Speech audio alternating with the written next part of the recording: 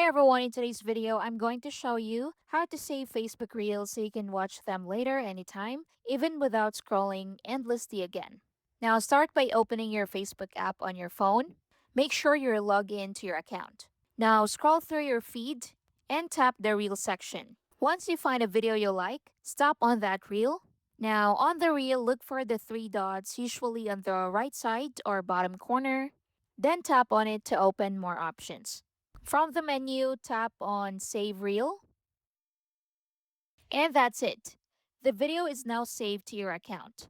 So as you can see in the option, it says Unsave Reel, so that means the reel has already been saved. If you want to unsave it, just tap on Unsave Reel, and this will remove from your saved reels, just like that. Now, how to view save reels. So to find your saved videos, tap the menu icon, go to Saved, then open Reels at the top.